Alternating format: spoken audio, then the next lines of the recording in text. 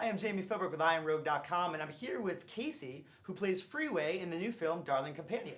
I had a chance to speak with actor Mark Duplass as well as actress Ayelet Zurer about their roles in the new film, and here's what they had to say. I really enjoyed the movie. I wanted to begin by asking both of you, talk a little bit about the initial attraction between Carmen and Brian when the characters first meet, because there is something going on right away, isn't there? Yeah, I mean, for me, it's very clear is that the energy of this woman is completely confusing to me. Every way that I've led my life, this character of Brian has been, you know, follow the rules, go to medical school, keep your feet on the ground, and you will succeed. And this woman clearly doesn't really have her feet on the ground. Her head's in the clouds in a lot of ways. And so while it's a struggle for me at first, it's extremely attractive because I can just tell that she has peace in her life and I don't. Yeah, and I think for Carmen, I think there's a place within her where she wants to take care of people. She's a kind of a caretaker. That's her job. And that's part of what she does also. But I think she's very intrigued by this very square person. Interesting, yeah. Not you. No, I'm square. It's okay. Square. You know, she's just very intrigued by what he is, and she immediately see that he's lying to himself, and she wants to kind of change that and maybe wake him up. Well, Carmen's a very naturally intuitive person, and she claims to be from a family of gypsies. And I was just curious, for you playing the character, how much did you think was real, or was she maybe trying to give them hope by sort of, I don't want to say, leading them astray? It's something that was left for the audience to determine. I think as an actress, I of course I believed in what I do, but it doesn't necessarily mean that it's true.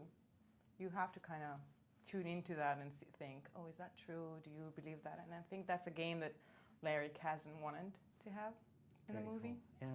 Yeah. Speaking of Lawrence Kasdan, a great director. Mark, you're a very good director in your own right. I was wondering. He's fabulous. Yeah, very good. And I was just wondering what you sort of learned as an actor on the set with Lawrence. I mean, did you learn anything as watching him direct that you can take to your work? Larry and I had a really fantastic dynamic that was defined very early on because he knows I like to improvise as an actor, and he is an Academy Award-winning screenwriter, you know?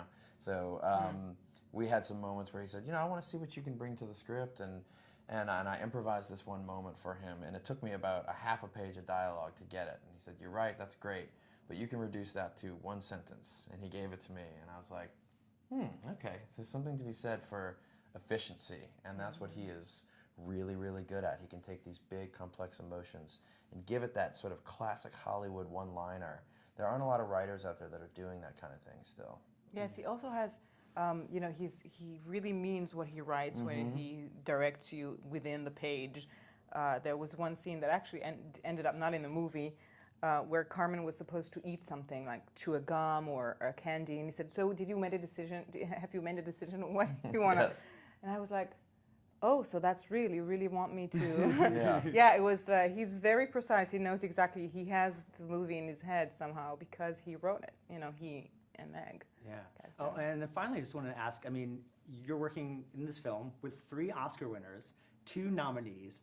Tell me, I mean, it's an amazing cast. Tell me about working with Kevin Kline and Diane Keaton and Richard Jenkins and Diane Wiest and Sam Shepard. Well, they were intimidated by us up front. But they eventually got their feet under them. Yes. Yeah, I think they, towards the end, maybe. Towards the end, yeah. They got used to working with you guys towards the end. Listen, Yeah. they're learning, Amazing. they're young, they're excited, Yeah. and they're good guys. Awesome. I mean, for me, Diane Keaton was, of course, one of the actresses that I always looked at with awe, and Diane Wiest, Bullets Over Broadway was for me.